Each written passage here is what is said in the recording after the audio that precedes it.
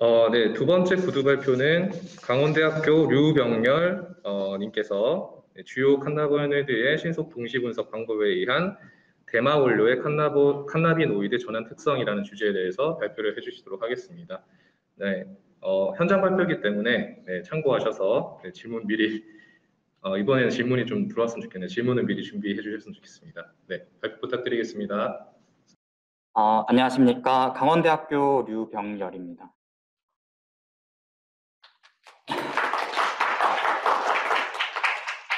먼저 부족한 저에게 이렇게 발표할 수 있는 기회를 주신 약용작물학회 분들께 감사의 말씀 드리겠습니다.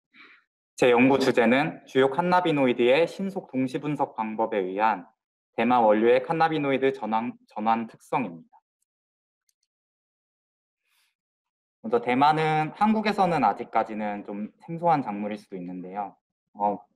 앞에 보시는 사진과 같이 1년생 초본의 대마는 자웅 이주인 개체도 있고 자웅 동주인 개체도 있습니다. 숫꽃의 경우에는 아래로 축 처지는 꽃을 가지고 있고 암꽃의 경우에는 위로 뻗어나는 꽃을 가지고 있는데요. 디테일한 그림은 오른쪽 사진을 통해서 확인하실 수 있습니다. 이 대마는 1700년도에 칼폰 린네에 의해서 카나비스 사티바라는 최초의 학명이 지어졌고요. 그 이전부터 만년 동안 사용되어졌던 그 대마를 카나비스 사티바라고 명명하였습니다.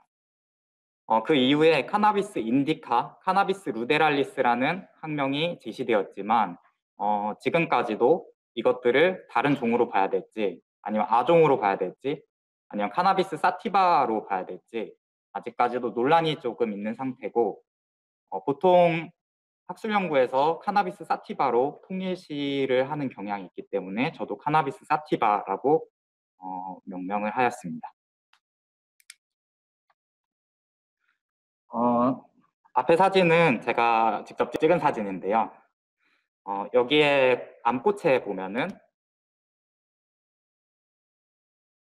트라이콤이라는 글랜드 구조를 가진 곳이 있는데 이곳에서 보통 칸나비노이드가 주로 생산된다고 합니다. 이 글랜드는 C3랑 스케틀 구조를 가지고 있는데 이 구조 모두 칸나비노이드를 가지고 있는 것으로 알려져 있습니다. 그렇다면 이 대마에서만 발견되는 칸나비노이드라는 칸나비노이드라는 성분은 무엇인지 하면은 지금까지 총 60여 가지의 칸나비노이드가 발견되었고 이 중에서 가장 풍부한 칸나비노이드는 CBDA랑 THCA의 산성 칸나비노이드가 가장 많이 함유되어 있다고 합니다. CBDA와 THCA는 비효소적인 탈카르복실화를 거쳐서 이산화탄소가 날아가게 되고 비로소 CBD, THC라는 중성 칸나비노이드의 상태로 전환되게 됩니다. 이 중성 칸나비노이드는 체내에서 생리활성을 가지게 되는데요. CBD 같은 경우에는 항불안이나 항류마티스 관절염, 그리고 항알츠하이머 등 차세대 정신질환에 있어 아니면은 부가적인 항산화를 포함해서 생리활성에서 차세대 물질로 주목을 받는 물질이고요. 반대로 THC 같은 경우에는 중독을 일으키고 그리고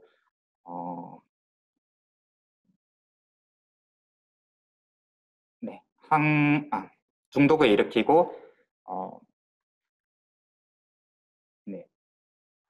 정신적으로 그 중독 증상을 일으키기 때문에 THC 같은 경우에는 마리화나라고 불리는 그런 대마초를 흡연하는 사람들이 목적으로 하는 주된 물질입니다. 보통 THC가 한국에서는 여러 나라에서는 0.3% 이상이 함유되면은 그것은 약용 대마인 햄프라고 부르지 않고 마리화나로 포함돼서 마약성 물질로 규제하고 있습니다. 저는 이 THCA, THC, CBDA, CBD를 효과적으로 분리해낼 수 있는 새로운 HPLC 방법을 개발했고요. 국내에서는 아직까지 이 대마의 칸나비노이드를 분석하는 동시분석 방법이 아직까지는 없는 걸로 알고 있습니다. 그래서 이것들을 10분 내에 빠르게 분석하는 방법을 개발했습니다. 첫 번째로 그 4가지 칸나비노이드의 웨이브랭스를 분석을 했는데요. 보시면은 보통 200나노미터대 초반에서 최대 효과를 가지는 것으로 나타났습니다. 하지만 지금 피규어 B랑 피규어 D 같은 경우에는 THCA고 그 다음 CBDA인데요. 얘네들은 상대적으로 적은 효과를 나타내기 때문에 포커스를 이 B랑 D를 포커스로 맞추어서 가장 유사한 웨이브랭스인 220나노미터가 가장 적합한 분석에 가장 적합한 나노미터로 설정하였습니다. 그 다음 이동상인데요. 이동상 같은 경우에는 역시나 흑광도를 가지기 때문에 이동상의 그 흑광도를 가지는 컷오프 구간을 피하는 것이 가장 중점이 돼야 되는데요.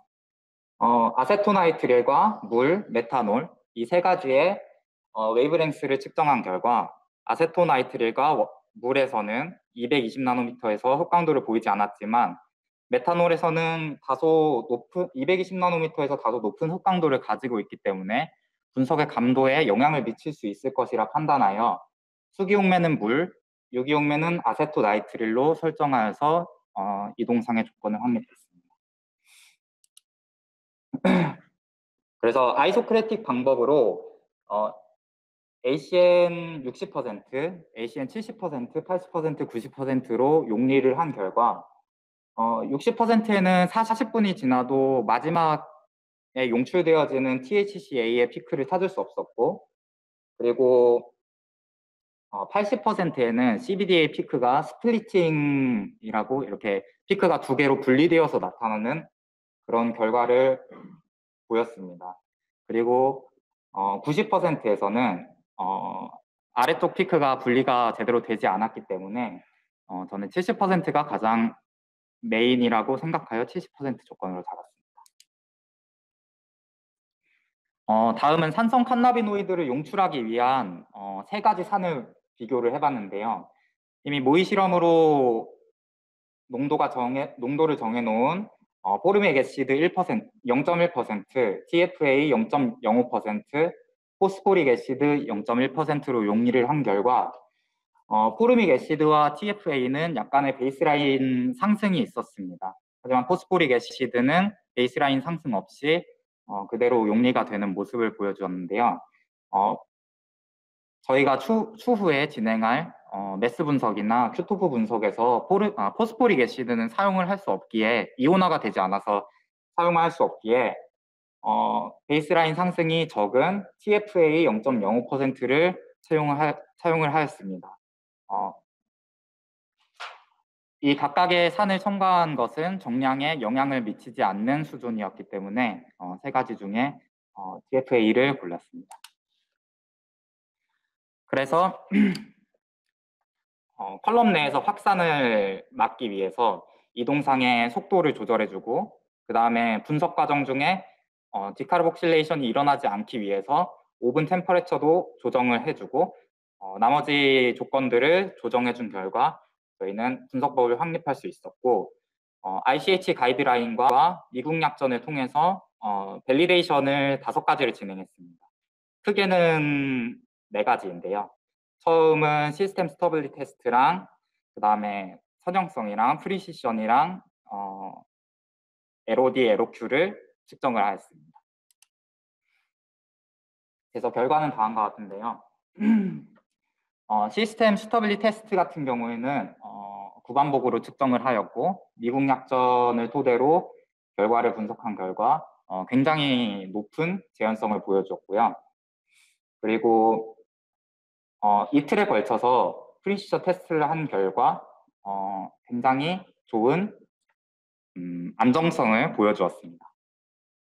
그 다음에 SNB도 마찬가지로 정량 한계에 있어서 SNB가 10이 넘어가면은 10 미만으로 가게 되면은 정량을 할 수 없고 3 미만으로 가게 되면은 정성을 할 수 없기 때문에 SNB를 측정한 결과 저농도에서도 이 칸나비노이드를 탐지를 해낼 수 있었고요. 그 다음에 칼리브레이션 커브를 그려서 640 ppm까지 선형성을 분석하였는데, 여기 보시면은 CBD랑 델타 9 THCA가 THCA이거든요. 그래서 CBD랑 THCA 같은 경우는 완전히 선형을 띄었지만 CBDA랑 THC 같은 경우에는 선형을 띄지 않았습니다. 이것은 천연물의 정량 분석에 있어서 가장 흔한 사항 중에 하나일 텐데요. 고농도로 가게 되면은 입자 간의 흑광도 간섭 때문에 비열 암버트의 법칙을 따르지 않는 경우가 있습니다. 그래서 저희는 640 ppm을 제거해서 각각 진행한 결과 R 스퀘어 값이 각각 0.9999, 각각 0.9986을 띄게 되어서 640 ppm 정도에서는 굉장히 고농도이기 때문에 농도에 비례해서 흑광도가 증가하지 않는다고 결론을 지었습니다. 이는 추후에 분석을 진행할 때 640 ppm 미만으로 희석을 해서 분석을 해야 된다는 것으로 보입니다. 네. 그래서 성공적으로 분리해낸 4가지 칸나비노이드인데요. 마지막 피크인 델타9 THCA가 9분대에서 용리가 된 것으로 봐서는 이 조건은 10분 내로 모든 메인 칸나비노이드 4가지를 성공적으로 분석할 수 있는 조건이라 판단하였습니다. 이렇게 만들어진 4가지 칸나비노이드 분석 조건으로 저는 디카르복실레이션 연구를 진행하였는데요. 디카르복실레이션 과정은 처음에 굉장히 간단합니다. 처음에 샘플링을 진행하고 다음으로 동결 건조를 한 다음에 얇게 분쇄했습니다. 작게 분쇄하고 드라이 오븐에서 90도, 105도, 120도, 135도씨로 60분간 디카르복실레이션을 진행하였습니다. 디카르복실레이션을 진행한 결과 위에서부터 보시면 90도, 105도, 120도, 135도인데요. 90도 같은 경우에는 산성 칸나비노이드가 50% 정도는 줄어들었지만 디카르복실레이션이 60분 내에 이루어지지 않았습니다. 그리고 105도씨에서도 60분 내에 이루어지지 않았고 120도랑 135도씨에서는 디카르복실레이션이 전부 다 이루어진 것으로 보입니다. 가장 온도가 높고 가장 오랜 시간 동안 디카르복실레이션을 진행하였던 마지막 피규어의 칸나비노이드 총량을 계산한 결과 CBD 계열은 8.76%의 손실이 있었고 델타9 THCA는 30.27%의 손실이 있었습니다. 이는 디카르복실레이션 과정에서 산화가 이루어져서 이런 결과를 초래한 것으로 보이고요. 추출물로 이루어진 선행 연구 결과 130도씨에서 굉장히 짧은 시간 동안 디카르복실레이션을 완료하고 추출물의 총 칸나비노이드를 측정한 결과 CBD 같은 경우에는 제가 한 조건보다 더욱 온도도 낮고 시간도 적었음에도 불구하고 25.2%의 손실을 보여줬습니다. 하지만 제가 진행한 로우 메테리얼의 경우 CBD의 손실이 굉장히 적었고 델타9 THC의 경우에는 손실이 굉장히 많은 것으로 봐서는 원물질 상태에서 디카르복실레이션을 진행하면은 저희가 약용으로 사용한 물질인 CBD 같은 경우에는 파괴를 막을 수 있고 THC 같은 경우에는 산화시켜서 제거를 해버릴 수 있다는 결론을 냈습니다. 이렇게 나온 결과를 통해서 저희는 추후에 이런 산화 과정이 왜 이런 결과를 초래하였는지 그것들을 밝혀내고 연구를 할 예정에 있습니다. 앞서 말씀드렸던 것처럼 디카르복실레이션이 완료되었다라는 말은 굉장히 애매모호합니다. 왜냐하면 CBD랑 THC 같은 중성 칸나비노이드의 경우에도 식물체가 조금은 함유하고 있거든요. 굉장히 미량이지만. 그래서 그런 것들을 다 배제시키기 위해서 저는 반감기 개념인 DT50이라는 밸류를 도입을 하였습니다. DT50이란 산성 칸나비노이드가 50% 줄어든 것에 대한 시간 개념인데요. 이 DT50을 통해서 CBDA와 THCA를 측정한 결과 테이블 2처럼 나타났고 이것을 그래프로 그려보니까 오른쪽 그래프와 같이 나타났습니다. 오른쪽 그래프를 보면 아시다시피 THCA 같은 경우는 CBDA보다 더 빠른 시간 내에 더 낮은 온도에서 디카르복실레이션이 일어났고 이를 통해서 다른 품종에서도 이와 같은 결과를 보일지 추후에 연구를 통해서 밝혀낼 생각입니다.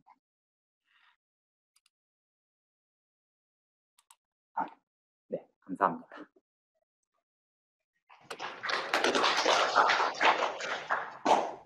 네, 발표 감사합니다. 혹시 관련 질문 있으신 분들께서는 질문해 주시기 바랍니다.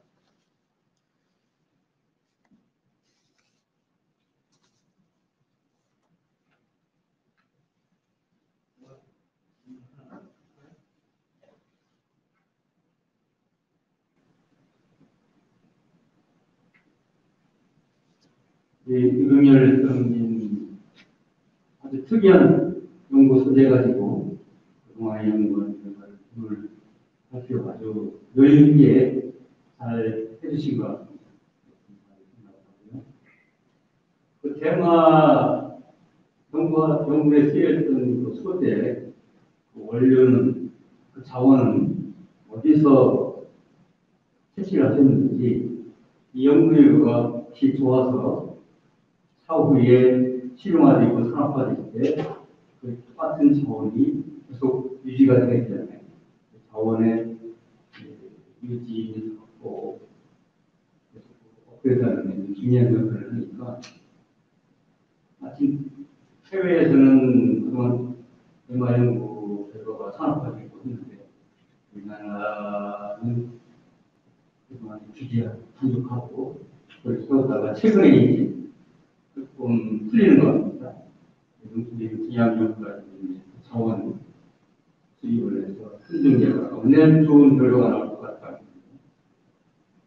앞으로 테마에 연구를 계속 하시려면 이제 새로운 품종, 근원이 확실한 거, 계속 영수성이 있는 거, 그런 것들을 가지고 공부하고 시험을 해야 될 것 같습니다. 제가 알고 싶으면은 자원을 갖고 이 결과가 산업화 시되더라도 좋은 결과 이용이 되더라도 계속 유지가 될 수 있는지 그걸 여쭤봤습니다. 일단은 어제 그 남기현 사무관님이랑 윤영호 과장님께서 말씀하신 것처럼 대마는 굉장히 가치가 높은 작물이고 약용작물로서 가치가 굉장히 높은 작물이고 이것들이 한국에서 빨리 규제가 조금 완화되었으면 하는 바람입니다. 그리고 제가 실험에 사용한 품종 같은 경우에는 미국에서 도입한 CY라는 품종이고요. 플레임으로 하면 체리 와인입니다. 하지만 그 체리 와인을 그대로 이용하지 않고 오픈 폴리네이션을 통해서 한번 교배를 거친 F1 품종이고요.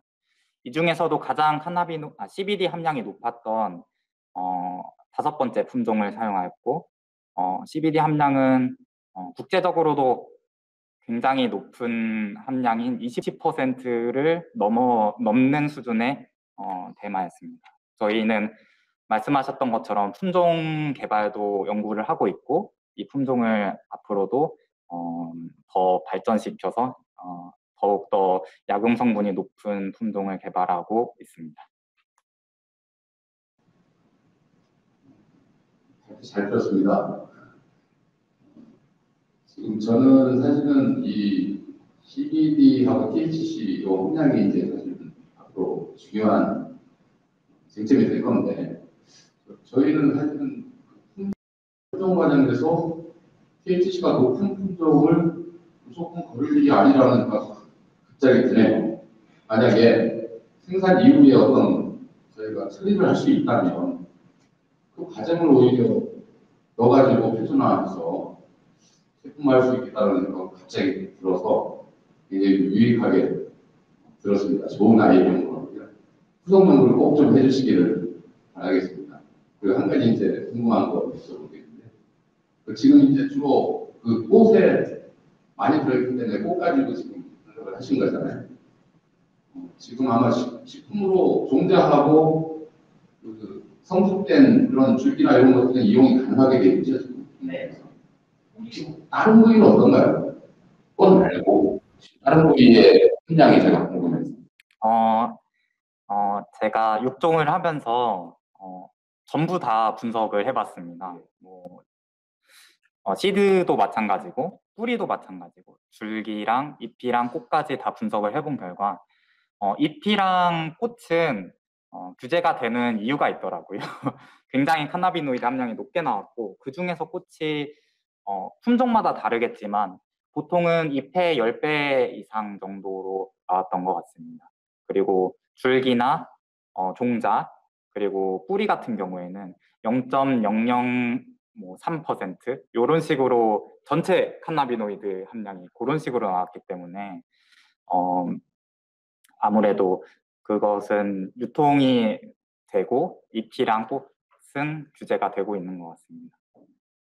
그리고 또 다른 거 말씀드리고 싶은 게 있는데 아까 말씀해 주셨던 THC 함량에 대해서 말씀드리고 싶습니다. 그 THC 같은 경우에는 딱 THC라는 물질 하나만을 보고 규제를 하는 게 아니라 제가 앞서 말씀드렸던 메인 카나비노이드 중에 두 개인 델타9 THCA 그리고 델타9 THC 그리고 델타8 THCA, 델타8 THC 요 네 가지의 총합을 가지고 0.3%를 넘어가면 안 되는 거거든요. 근데 제가 지금 했던 연구는 디카르복실레이션을 했을 때 그 THC의 그 총량이 30%가 감소를 했기 때문에 유통이 되지 않고 CBD만 굉장히 높고 THC가 높아서 유통이 되지 않는 대마들을 이 본 디카르복실레이션 공정을 통해서 한국에서도 유통시키고 뭐 약용 대마로서 사용할 수 있지 않을까 싶습니다. 좀 하겠습니다. 말씀하십니다.